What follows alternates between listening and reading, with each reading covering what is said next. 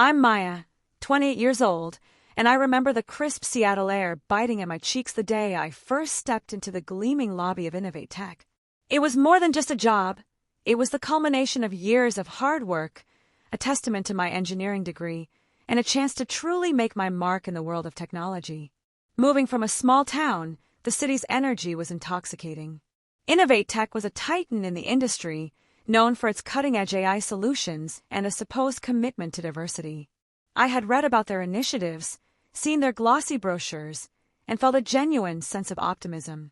This was the future, and I was thrilled to be a part of it, ready to contribute my skills and perspective. My first few weeks were a whirlwind of new faces and complex projects.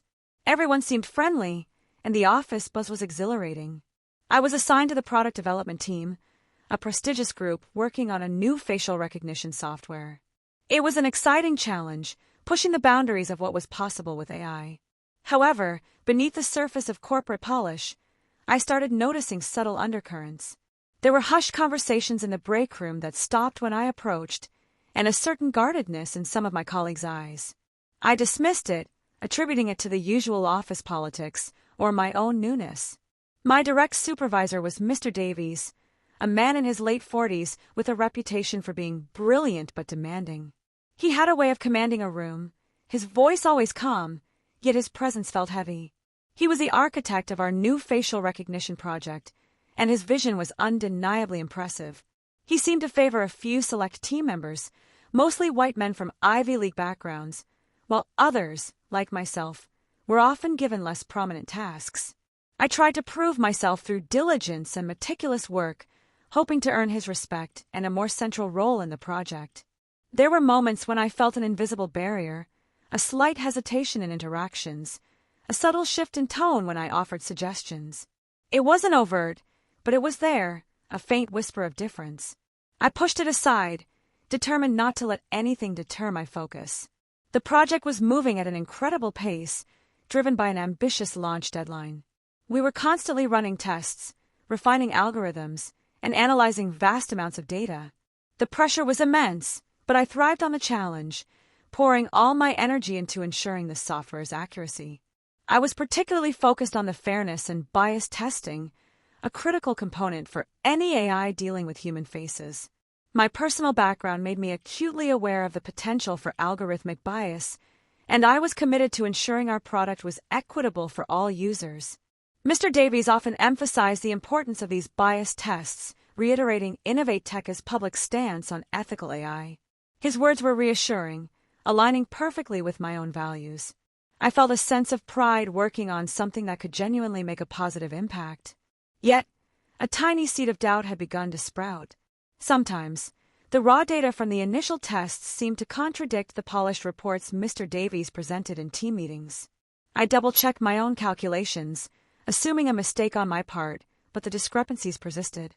I noticed that the reported accuracy rates for certain demographics, particularly people of color, seemed almost too perfect, consistently high even in early, less refined versions of the software. It felt like an anomaly, given the known challenges of developing unbiased AI. I tried to discuss these minor inconsistencies with a senior colleague, casually mentioning my findings.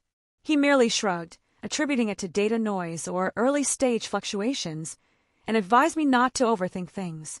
His dismissal felt a little too quick, a little too dismissive. Despite the subtle unease, I continued to dedicate myself to the project.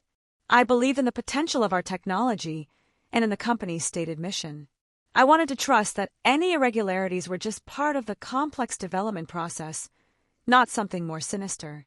My optimism, however, was about to be severely tested. The subtle undercurrents I had sensed were about to become a raging torrent, threatening to drown everything I believed about InnovateTech and the integrity of its leadership. The facial recognition project, codenamed Aegis, was nearing its final testing phase. My role increasingly involved analyzing the performance metrics, especially those related to accuracy across diverse user groups. This was where the real work of ethical AI happened. Mr. Davies held daily review meetings, where he would present aggregated test results to the team. He always emphasized Aegis's unprecedented fairness and minimal bias, showcasing impressive charts and graphs that painted a picture of near-perfect performance across all demographics. I, however, was working with the raw data, the granular details from hundreds of thousands of test runs. My job was to identify outliers, troubleshoot errors, and flag any potential issues before they reached the final reports. This gave me a unique vantage point. It was during one of these deep dives that I first noticed a pattern that couldn't be dismissed as data noise. The success rates for identifying individuals with darker skin tones, particularly women, were consistently lower in the raw data than what Mr. Davies reported. The discrepancies were small at first, a few percentage points here and there, but they were persistent. I ran the tests multiple times, cross-referenced with different datasets, and even wrote my own scripts to verify the results. Each time, my findings confirmed the same unsettling truth. I compiled a detailed internal report, highlighting the statistical differences and suggesting further calibration. I genuinely believed it was an oversight, a technical glitch that needed immediate attention. My goal was to improve the product, not to accuse anyone. I scheduled a private meeting with Mr. Davies to present my findings. I walked in with my laptop, ready to show him the data, confident that he would appreciate my thoroughness and commitment to ethical development. I was eager to collaborate on a solution. He listened patiently, nodding occasionally, his expression unreadable. When I finished, he leaned back in his chair, a faint smile playing on his lips. "Maya," he began, "your attention to detail is commendable, truly." My hopes rose. Then his tone shifted. "However, these are minor fluctuations. We're dealing with immense datasets. Some variance is expected. We can't get bogged down in every decimal point, especially with our launch deadline looming." My heart sank. He then suggested that I reevaluate my methodology, implying that my analysis was flawed. He even hinted that my enthusiasm for ethical considerations might be leading me to see problems where none truly existed. It felt like a subtle warning. I tried to explain the statistical significance of the differences, but he waved a dismissive hand. "Trust the aggregate data, Maya. That's what matters for our stakeholders. Perception is reality in this business." His words chilled me. I left his office feeling deflated and confused. Was I overreacting? Was this just how corporate tech worked, sweeping minor issues under the rug for the sake of deadlines? The ethical dilemma gnawed at me, making sleep difficult. Over the next few days, I observed Mr. Davies more closely. He seemed overly confident, almost smug, about Aegis's performance. He continued to present the same flawless reports, even as my own raw data analysis showed persistent, racially biased inaccuracies. The gap between the truth I saw in the data and the narrative he was pushing widened. I started to suspect that these weren't just minor fluctuations or data noise. Something far more deliberate was at play. This wasn't just about a product's performance anymore. It was about integrity, about the impact on real people, and about the very definition of fairness in technology. My unease transformed into a deep-seated suspicion. I knew I couldn't ignore what I was seeing. The ethical responsibility weighed heavily on me, urging me to dig deeper, to uncover the truth, no matter how uncomfortable it might be. The subtle discrepancies I had observed quickly escalated into undeniable evidence of manipulation. My gut instinct told me something was deeply wrong, and I couldn't shake the feeling that Mr. Davies was intentionally obscuring the truth. I decided to take matters into my own hands, working late into the nights after everyone else had left the office. I accessed the company's secure servers, not to steal anything, but to verify my suspicions about the raw test data. I focused on the data pipeline, tracing the journey of the test results from their initial capture to their final aggregation in Mr. Davies' reports. It was a complex system, designed to handle massive volumes of information, making any tampering difficult to detect. What I found was horrifying. There was a hidden script, a small piece of code embedded deep within the data processing system, designed to subtly alter the accuracy metrics for specific demographic groups. It was a sophisticated sleight of hand. The script would slightly inflate the success rates for facial recognition of darker skin tones, while simultaneously deflating them for lighter skin tones, creating an artificial balance. This made the overall aggregate data appear perfectly unbiased. It was a brilliant, insidious deception. On paper, Aegis looked like a marvel of unbiased AI. In reality, it was performing significantly worse for non-white users, a critical failure that could have real-world consequences if deployed. My hands trembled as I scrolled through the lines of code, recognizing the telltale signs of Mr. Davies' unique programming style. There was no doubt he was the architect of this deception, meticulously crafting a false narrative of fairness. I took screenshots, downloaded logs, and copied the incriminating script onto an encrypted external drive. Every click felt like a betrayal, not of InnovateTech, but of the trust one had placed in its leadership and its stated values. The implications were staggering. This wasn't just a technical oversight. It was a deliberate act of fraud designed to mislead investors, clients, and the public. It was racism disguised as algorithmic fairness, a truly chilling realization. I also discovered communications between Mr. Davies and a few select executives discussing optimizing test results for market perception. They weren't explicitly talking about fraud, but the context made their complicity clear. The weight of this discovery was immense. I was a junior engineer, standing alone against a powerful executive and potentially a complicit leadership team. Fear gnawed at me, but so did a fierce sense of moral outrage. I couldn't unsee what I had seen. The idea of this biased software being deployed, potentially leading to misidentification, wrongful arrests, or discriminatory outcomes for people who looked like me, was unbearable. Sleep became a luxury I couldn't afford. My mind raced, trying to figure out my next move. Who could I trust?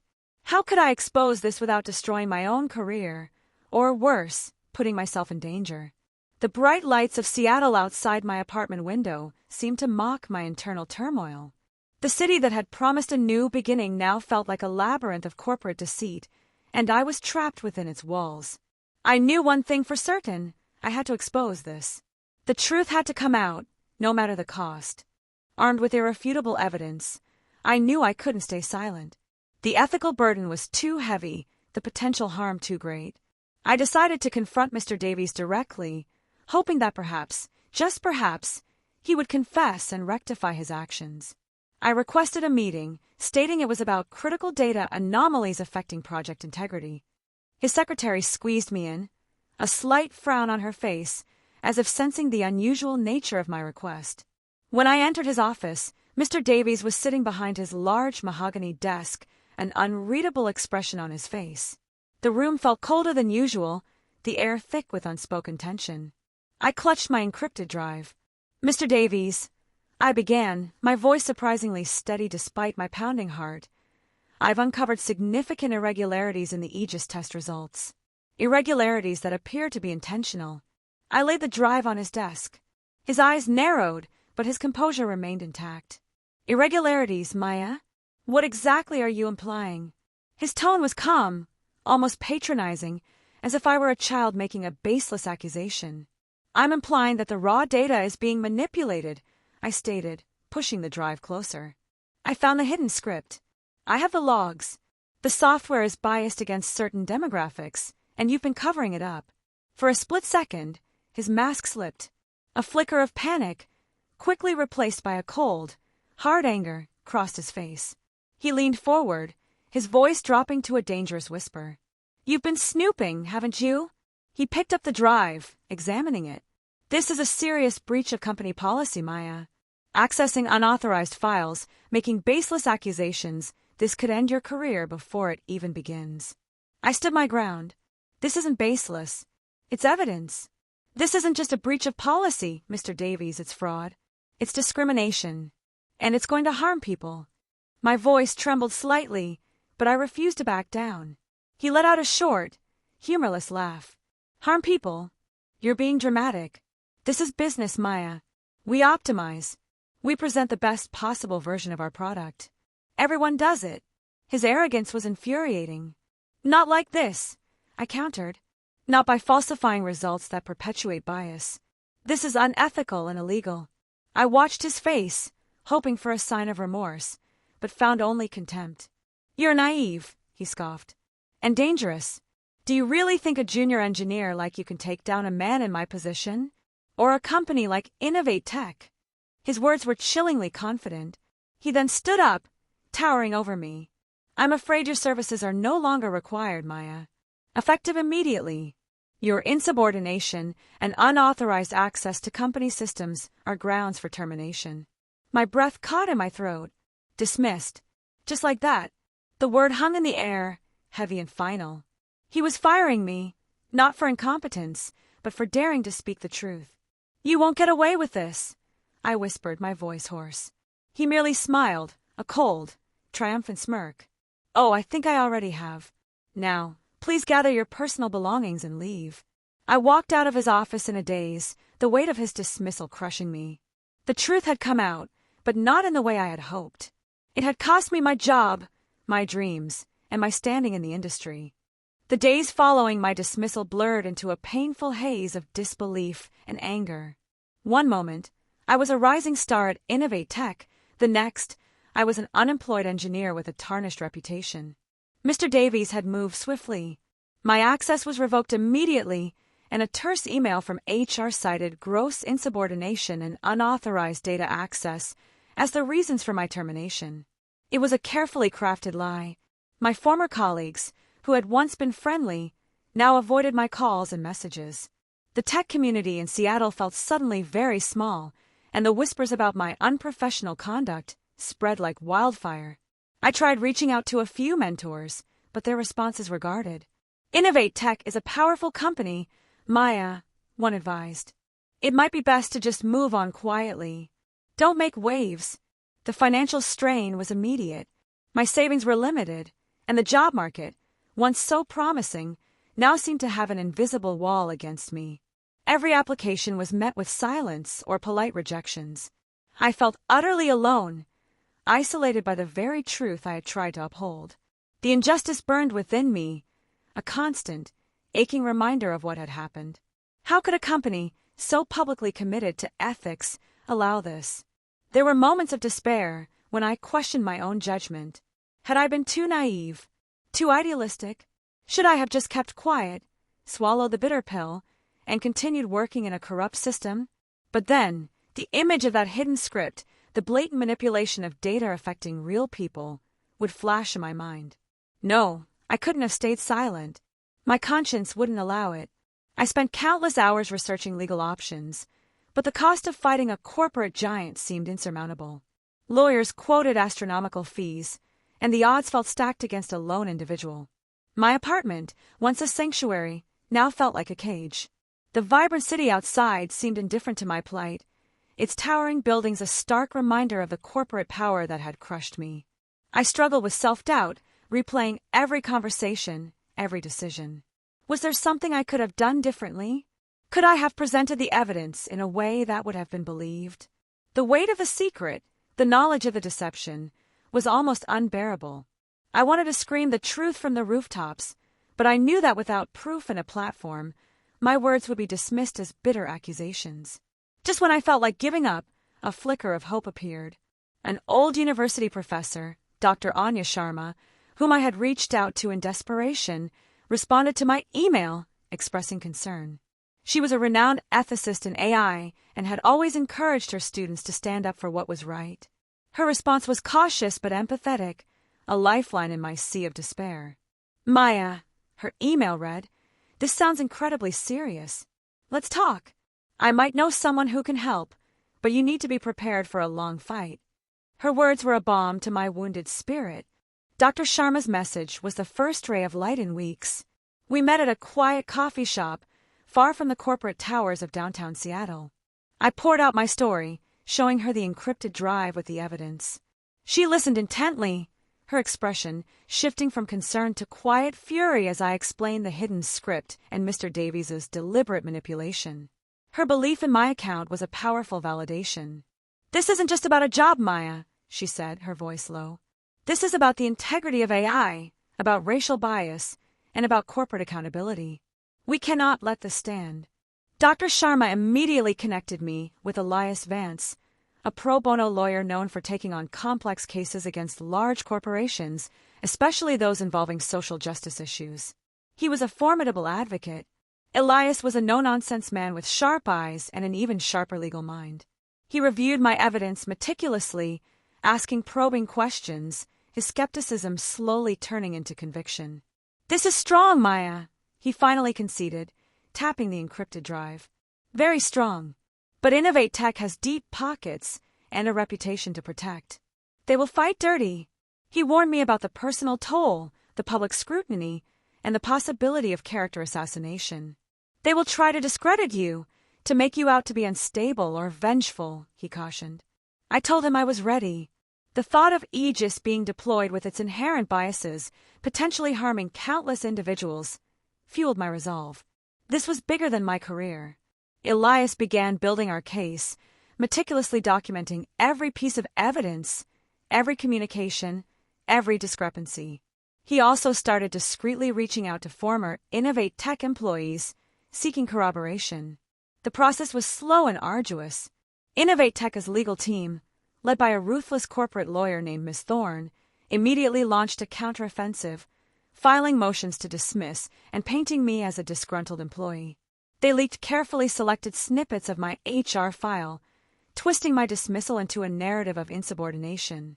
The media, initially curious, began to portray me as a reckless whistleblower. But Elias had a strategy. He advised me to stay silent publicly, to let their narrative unfold while we quietly built our case. "The truth will speak for itself, Maya," he assured me. During this time, another unexpected ally emerged, a former colleague from InnovateTech, Sarah, who had quietly left the company months before my dismissal. She had also noticed strange data patterns, but was too afraid to speak up. Sarah reached out to me after seeing the news reports, feeling a sense of guilt and a desire to help.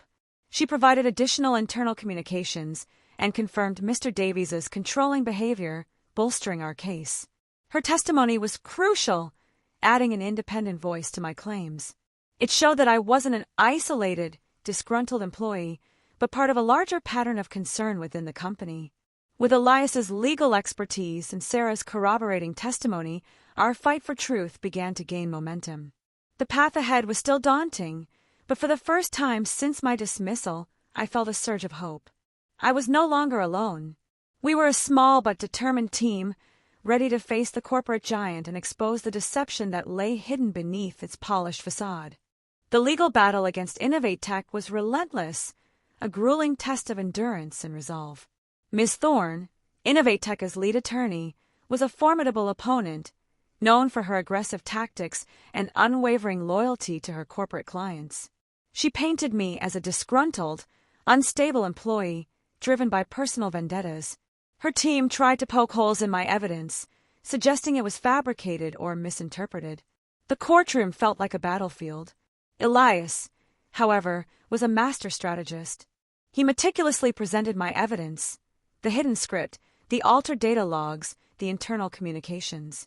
Each piece was a hammer blow against InnovateTech's carefully constructed facade. Sarah's testimony was particularly impactful. She spoke calmly and clearly about her own observations, confirming the data discrepancies and Mr. Davies' dismissive attitude towards ethical concerns. Her credibility was undeniable. InnovateTech tried to discredit Sarah, too, implying she was a disgruntled former employee seeking revenge. But her consistent, detailed account held firm under cross-examination, reinforcing our narrative. The media attention grew, fueled by the sensational nature of the case. A young female engineer accusing a tech giant of racial bias and data manipulation.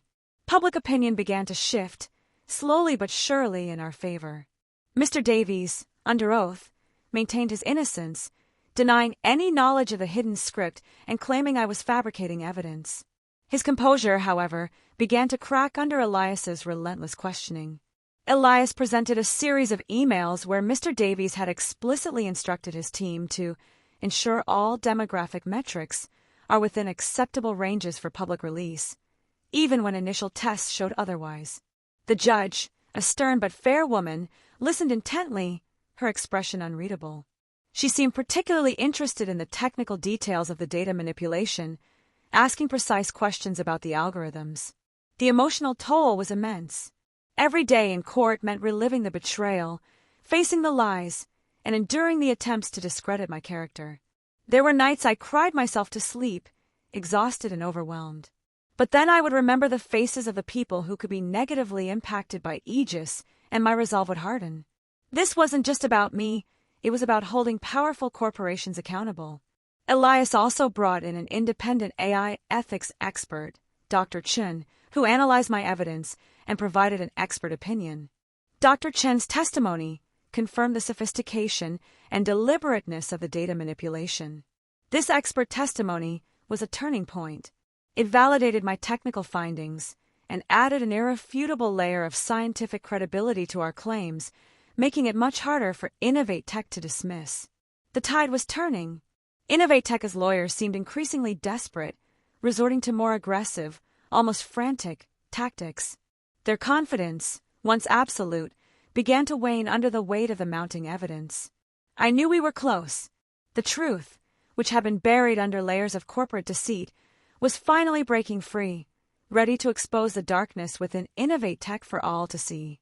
The final day of the hearing was charged with anticipation. The courtroom was packed with journalists, legal observers, and even some former InnovateTech employees who had come to witness the outcome. Judge Thompson entered, her gaze sweeping across the room before settling on Mr. Davies and then on me. The air was thick with tension as she began to deliver her ruling. She meticulously summarized the evidence, highlighting the discrepancies between the raw data and InnovateTech's public reports. She spoke of the hidden script and the deliberate manipulation. Then came the moment of truth.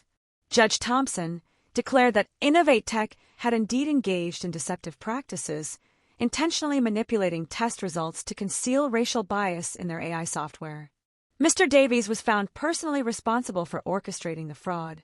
His face, once so smug, was now ashen, his eyes wide with disbelief. The silence in the courtroom was deafening. The judge ordered InnovateTech to pay a substantial fine and mandated a complete overhaul of their ethical review processes. More importantly, she ordered a public disclosure of the true performance metrics of Aegis, revealing its inherent biases. As for Mr. Davies, he was immediately terminated from InnovateTech and faced potential legal action for fraud. His career, once seemingly untouchable, lay in ruins. The justice was swift and undeniable. InnovateTech's stock plummeted, and their public image was severely tarnished. The company, once a beacon of innovation, was now synonymous with deception and discrimination. Walking out of the courthouse, I felt a profound sense of relief, a lightness I hadn't experienced in months. The weight of the truth, once a burden, was now a powerful force for change. Journalists swarmed, but Elias shielded me, stating that I would issue a statement later. My phone buzzed with messages of support from Dr. Sharma, Sarah, and countless strangers. My name, once whispered with suspicion, was now being hailed as a symbol of integrity and courage. The truth had not only come out, but it had also brought consequences and a path towards accountability. The surprising part was not just the legal victory, but the immediate impact. Other tech companies began reviewing their own AI ethics, fearing similar exposés. My case became a precedent. I didn't return to corporate tech. Instead, I used my experience to co-found a non-profit organization with Dr. Sharma, dedicated to promoting ethical AI development and supporting whistleblowers in the tech industry. We offered mentorship, legal aid, and a platform for others to speak out against injustice. My story, once a personal battle, became a beacon of hope for those facing similar ethical dilemmas. My life had taken an unexpected turn, but it was a turn towards purpose and authenticity. I was no longer just an engineer. I was an advocate, a voice for fairness in a world that desperately needed it. The journey was arduous, but the truth, once revealed, had not only set me free but had also paved the way for a more just and equitable future in technology. My dismissal was not an end, but a powerful beginning.